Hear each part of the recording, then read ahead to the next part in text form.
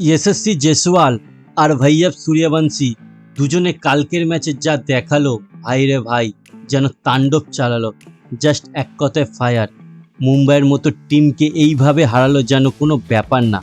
আইপিএলের সব থেকে ডেঞ্জারাস টিমকে ধুলোর মতো উড়িয়ে দিল দুটো বাচ্চা ছেলে, দুজনই নেক্সট সুপারস্টার, ভাইয়াব সূর্যবংশী আর यशस्वी জয়সওয়াল।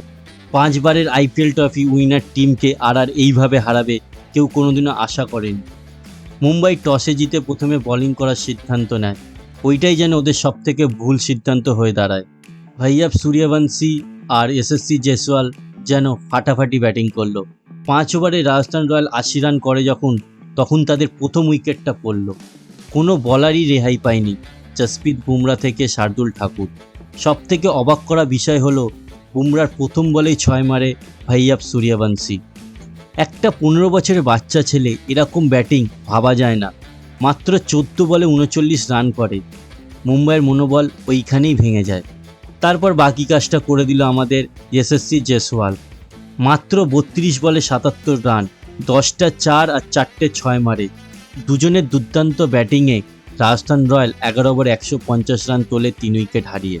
রাজস্থান রয়্যালের ব্যাটিং দেখে মনে হচ্ছিল যেন এই পিচে রান করা কোনো ব্যাপার না, কিন্তু না, মুম্বাই ইন্ডিয়ান্স যখন ব্যাটিং করতে আসে পুরো ব্যাপারটা উল্টে গেল। অতটা সহজ মনে হলো না। মুম্বাইয়ের টিমে এত বড় বড় ব্যাটসম্যান, রোহিত শর্মা থেকে শুরু করে হার্দিক পান্ডিয়া, কেউ কোনো রান পেল না। মুম্বাই মাত্র 123 রান করে 9 উইকেটে। রাজস্থান রয়্যাল ম্যাচটা 27 রানে জিতে নেয়, আর এই ম্যাচ জেতার ফলে তারা পয়েন্ট টেবিলে সবার ওপরে। এই ম্যাচটা হলো আইপিএলের সবথেকে বড় স্টেটমেন্ট যে কোনো প্লেয়ার কারোর থেকে কম নয়। আপনারা যারা কালকের ম্যাচ দেখেছেন, সবথেকে সুপার মুভমেন্ট কোনটা? আমার মতে মনে হয় জসপ্রীত বুমরাকে প্রথম বলে 6 মারা ভাইয়াব সূর্যবংশীর, সেটা সবথেকে সুপার মুভমেন্ট।